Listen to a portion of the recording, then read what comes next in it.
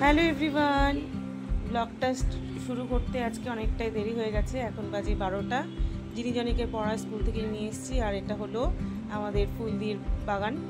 আর আজকে যেহেতু জন্মাষ্টমী, দেখো এই গরুর বাছুরগুলো চলে এসছে আমাদের ঘরে, মানে পারলে ঘরেই ঢুকে যাচ্ছিলো, এরকম একটা পরিস্থিতি। খুব ভয় পাচ্ছিলাম আমি দেখে, না আবার গুঁতো দিয়ে দেয়।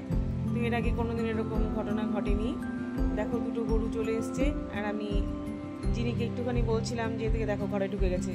জিনিকে বলছিলাম আমি একটুখানি আদর করতে, তো জিনি ভালো মার ঘর থেকে শাক নিয়ে এসছে, আর জনি গেছিলো চকলেট আনতে। আর জনিও দেখে প্রথমে একটু ভয় পাচ্ছিল যে গুঁতো টুতো দিয়ে দেবে তার জন্য। দেখো তারপরে এখন বাজে 12:30, আর জনি গোপাল রাধাকৃষ্ণকে স্নান করাবে। সত্যি কথা বলতে জন্মাষ্টমী সেরকম করে নিয়ম কানুন করে আমি করতে পারি না, তো আমি যদি কোনো ভুল ত্রুটি করে থাকি তাহলে আমাকে সবাই ক্ষমা করে দেবেন। আর গোপালের স্নান হয়ে গেছে, এখন গোপালকে জামা কাপড় পরাবো, রেডি করাবো, দেখা হবে পরে। গোপালকে স্নান করিয়ে জামা কাপড় পরানো হয়ে গেছে।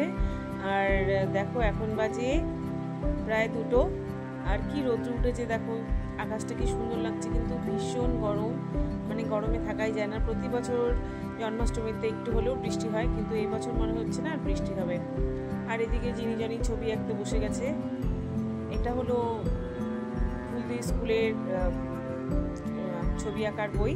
তো এগুলোতে জিনি যখনই টাইম পায়, করার কিছু থাকে না, তখন ওরা এই সব বইয়ের মধ্যে কালার করতে থাকে। এই দেখো এগুলো কালার করছে, খুব সুন্দর টাইম পাস হয়ে যায়।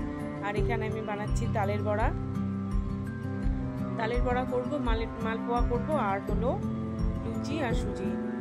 আর জিনি আমাকে এত বিরক্ত করে, মানে কি বলবো, আর সামনে চলে আসে, আমার ভীষণ ভয় লাগে। তার জন্যই তাড়াহুড়ো করে এই যতটুকু পারি